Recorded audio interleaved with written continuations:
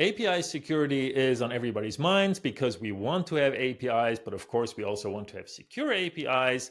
And there are 10 things that you can do wrong, that a lot of people do wrong. And with us to discuss those today is Dan Barahona of APIsec University. Hey, Dan, thanks for joining. How are you doing? I'm doing great. Thanks for having me. Yeah, so let's talk about API security and in particular the things that a lot of people are doing wrong. Of course, there are a lot of security issues across all APIs that people are doing. And for the longest time, there was this project called OWASP that has collected patterns of security problems, I would say. Or how would you characterize what exactly OWASP, the API top 10 that they're doing, what those are?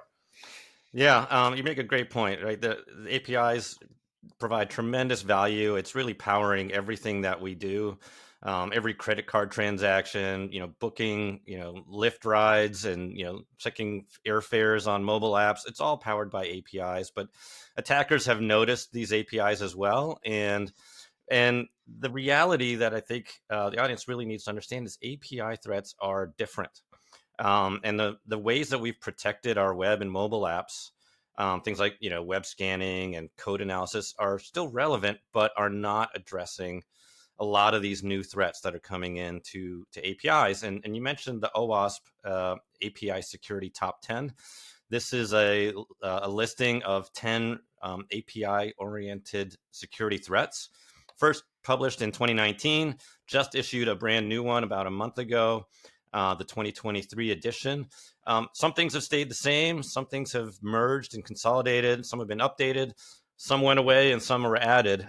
But a lot of commonality between 2019 and 2023. And really the top of the list remains authorization and authentication. Like, who are you? Are you really you? And what are you doing, right? Are you allowed to be doing what you're doing? That's the authorization flaw, and it tends to be the most common type of breach that we see out there. Yeah, and I mean, some of the breaches that we've seen, right? And it's not something we'll discuss today, but the Peloton one is still on my mind, where they had this classic misconception, right? Where they said, well, it's not actually so much an API because it's only used by our own app, right? And they didn't even put any kind of security measures around it, right? So all you had to do is like watch network traffic, and then you could just like freely do anything you wanted, right? So there is a lot of issues around not so much securing your code, but like securing access to the code, right? And that's really important. So you mentioned that those the top 10 have been updated from 2019 to 2023, and not a lot of changes happened. Can you briefly walk us through the changes, how this list kind of got reordered? Yeah, absolutely. So what's I think quite telling is what hasn't changed. And the very top of the list hasn't. So number one, which is authorization, hasn't changed. Number two, authentication hasn't changed. We've seen a bit of merging of two of the old categories into one of the new. I think maybe they're making space to add a few things in there. Um, and some of the new things, server-side request forgery, that's new, wasn't there before. Lack of protection from automated threats. So this is really like looking for bot-style attacks that can really harvest a whole bunch of data. And the beauty of APIs is it's a machine interface. That's also the danger, right? You don't lose 1 or 10 or 100 records. You lose, 100 million in a matter of seconds. And number 10 on the list, unsafe consumption of APIs, is new, which is really about APIs you use, not necessarily APIs you create.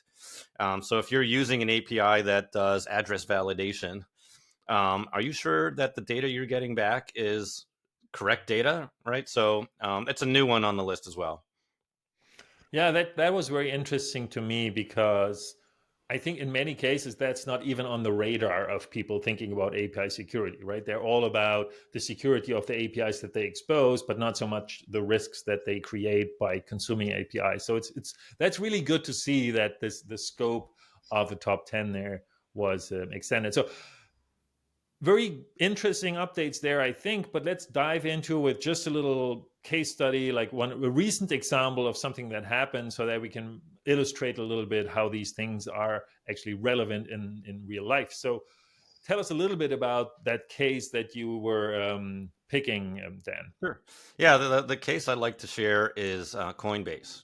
It's the crypto trading platform, and it's a really great example of the unique types of risks that APIs have. And so what happened here, real quick, is this researcher wasn't a malicious actor. It was really trying to understand and look at the APIs powering the Coinbase platform. So, like you said, first thing I did was just create an account and start making trades and sort of sniffing the traffic, finding the API calls that were going on, and notice that every time they did a trade, there were 4 parameters in it: what they were selling, coin or crypto, Ethereum or Bitcoin or whatever it might be. What they're doing is it's sell side or buy side, and then a source account and a destination account. So, like a good hacker, they just started throwing crazy requests in to look for error codes, right? See what the response looks like. And one of the crazy examples or scenarios that they threw in direct to the API, so not through the UI, calling the API directly, was he had 50 units of Ethereum, and simply, and that was valid. It was in his account, and used the API to say, "I'm selling 50 units, but these aren't Ethereum; these are Bitcoin." It's kind of like having pesos and selling them as dollars, right? And expected to get an error and some sort of response code, but instead he got a $243,000 deposited into his account. At which point I think he got a little terrified, like he's going to go to prison, and posted and got in touch with Coinbase, who did a very fine job of reacting and responding. They took the market down for a day, replicated it, and they blogged about it. And in the blog, they said the issue was, quote, missing logic validation check.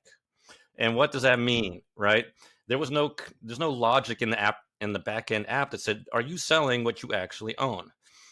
Keep in mind, what he did would have been impossible to do through the UI, right? There's no way it could have been done. And that, I think, is a real good example. Like, we still rely on the UI to enforce controls, to filter data, to restrict what you can do. But when you go straight to the API, all that control goes away. And that's what's exposing all of these vulnerabilities and creating all these breaches.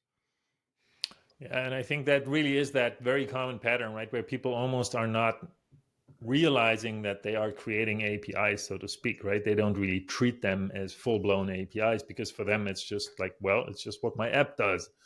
That's right. Yeah. So and what part of the top 10 is that violating, or is that?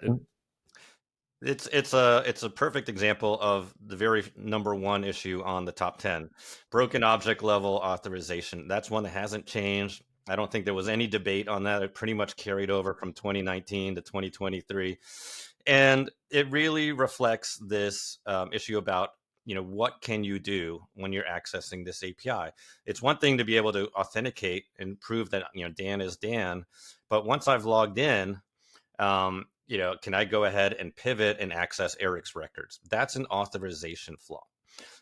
It's breaking the logic of the application itself. And in the case of Coinbase, we literally changed an object from one incarnation to another. He turned Ethereum into Bitcoin, and that's a logic flaw. So, great example of the types of risks that APIs can pose.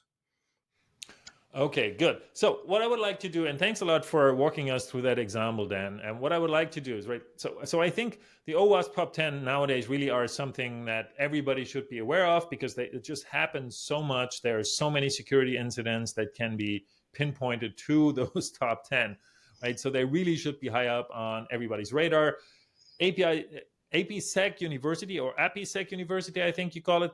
Yeah. You have some resources out there for people to look at, right? So you have a video course, I understand, like a shorter version and a long form version.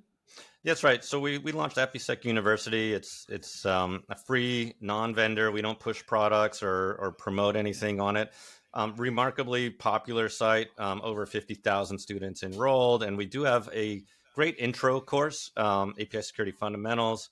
90 minutes long, really covers, the OWASP, real world breaches. Great primer for anyone who's interested in this topic. Okay, good. I think that's really something, like so we'll link to this from this video. We also link to OWASP itself, right? But you will hear it mentioned all the time. So if you're in the API space, right, at least familiarize yourself with OWASP as a concept. I think it's really important. It teaches you a little bit about the bad things that can happen. And I think we don't have to be experts, all of us, but we all should be aware of those things. And I think now is a good time because they just got updated. So looking into that actually makes a lot of sense. Thanks so much, Dan, for taking the time to walk us through that. And thanks for being here. Yeah, it's my pleasure. I'm happy to be here. Okay. Thanks, everybody, for joining. If you like this, please give it a thumbs up, consider subscribing. And with that, we're done for today. And have a great day, everybody, and keep getting APIs to work. Bye-bye.